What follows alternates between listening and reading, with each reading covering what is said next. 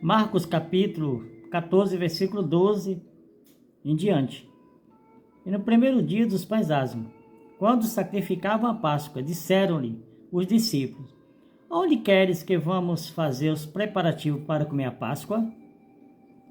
Enviou 2 dos seus discípulos e disse-lhe: ide à cidade, e um homem que leva um cântaro de água vos encontrará, segui-o. E onde quer que entrar, dizei ao senhor da casa: o mestre diz, onde está o aposento que hei de comer a Páscoa com os meus discípulos? E ele vos mostrará um grande cenáculo mobiliado e preparai-o ali. E saindo os seus discípulos, foram à cidade e acharam como lhe tinha dito, e prepararam a Páscoa. Jesus, ele, como um bom judeu, ele celebrava a Páscoa. Mas, talvez aqui o texto não diga nada, mas Jesus, ele envia 2 discípulos a procurar alguém, né?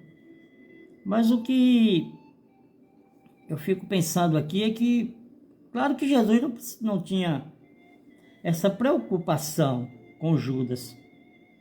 Mas o texto diz que Judas procurava um momento para que pudesse entregar Jesus. Então Jesus, ele ia celebrar a Páscoa com os seus discípulos. Ele manda 2 dos seus discípulos. Os outros evangelhos relatam os nomes dos discípulos. Mas o que nós podemos notar aqui é que, nessa época, Jerusalém estava lotada de gente, de pessoas, muitas pessoas, né? E, geralmente, os moradores, eles tinham, por costume ou por um dever, né, hospedar as pessoas para participarem da Páscoa, né? O que eles recebiam? Eles recebiam o couro do cordeiro, né? Eles recebiam também como recompensa. E Jesus, ele fala para os seus discípulos, né? Os seus discípulos perguntam, né?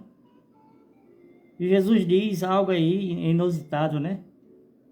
Enviou 2 dos seus discípulos e disse: ide à cidade, e um homem que leva um cântaro de água vos encontrará e segui-o. Geralmente a questão da água era função das mulheres na época, né?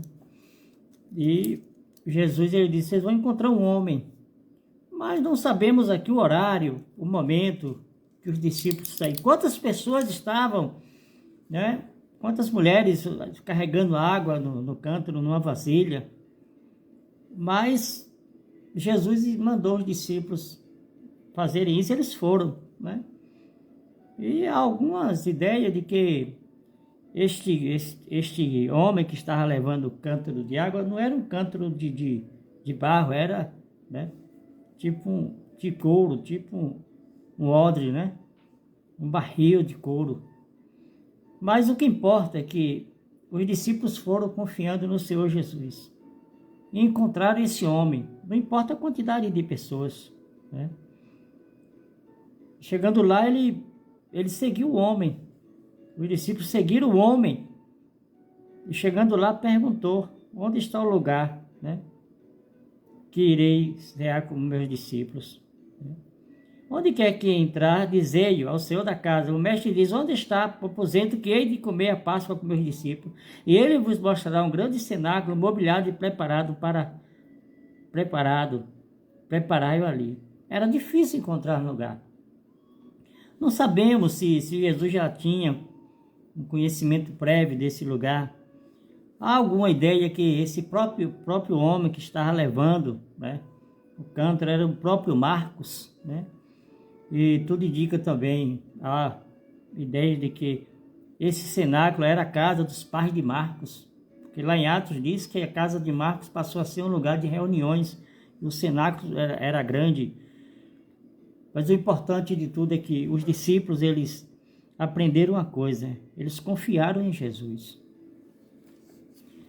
Eles disseram assim: se Jesus mandou, ele vai nos orientar. Os discípulos obedeceram a Cristo. E este homem, né, cedeu a sua casa para que Jesus participasse desse grande momento na vida de todos os judeus. Porque foi uma ordem que os judeus receberam. Que a nossa vida possa estar igual desses 2 discípulos, obedecer a Jesus Cristo, sem questionar. As nossas vidas também devem estar igual este homem, né? Pode ter sido Marcos, né? Que estava levando este cântaro, uma pessoa que foi destacada por Jesus. Que a nossa vida possa ser como a casa onde Jesus encontrou espaço para celebrar com seus discípulos. Porque Jesus Cristo, ele esteve aqui e ele fez parte de uma grande história. E pessoas sem rosto, sem nomes, com seus bens também fizeram parte dessa grande história. Mas a maior parte da história na vida do ser humano é você dizer: Jesus Cristo é o meu Senhor e Salvador, a quem eu só venero e adoro, só a quem sirvo de verdade e de coração. E tenha certeza que Jesus te ama.